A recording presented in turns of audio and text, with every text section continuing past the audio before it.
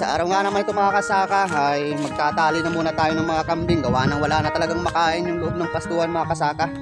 Dahil naubos na nilang kainin yung mga damo dito sa loob. So, bali gagawin natin ngayon ay pangtatalian natin at ilalabas na natin to.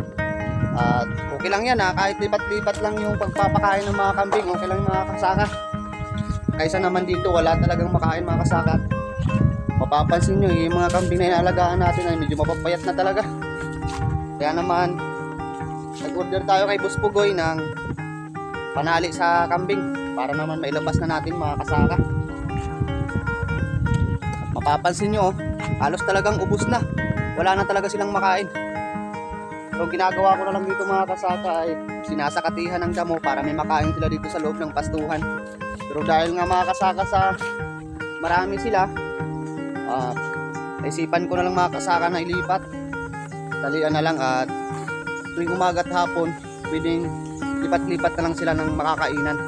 At ngayong araw nga pala mga kasaka, dumating na nga pala yung order nating stand na ginagamit natin sa pag-vlog mga kasaka. Yung kahit ipatayo natin yung stand ay makakapag-vlog tayo ng maayos at makakapag-kilos tayo, lalong-lalo na pagka meron tayong ginagawa sa sakahan mga kasaka. At ito ang in-order natin mga kasaka na stand lang ating pag-vlog mga kasaka. Ito ay mini stand lang mga kasaka. So pwede ito pag nag-aararo at kung nagagapas man ng mga damo mga kasaka.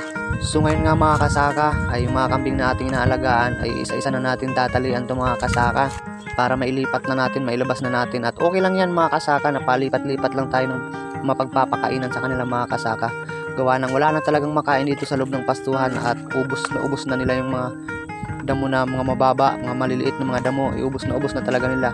Pati yung balat nga ng mga puno ng Gimilina ay kinakain na talaga nila, gawa ng wala na talaga silang makain. Kaya naman mga kasaka, napag-isipan natin, natalian na lang lahat ng mga inalagaan natin mga kaning mga kasaka at ilabas at palipat-lipat na lang ng pagpapakainan mga kasaka.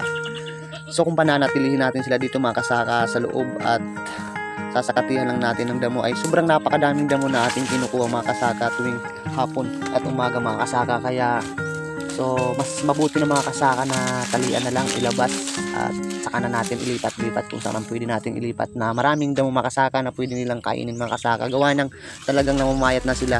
So kaya nagdesisyon na tayo na tumawag kay Boss Pugoy na pag-order ng lubid para sa mga kambing. Kaya ito naman mga kasaka, agad naman binigyan tayo ng panali mga kasaka.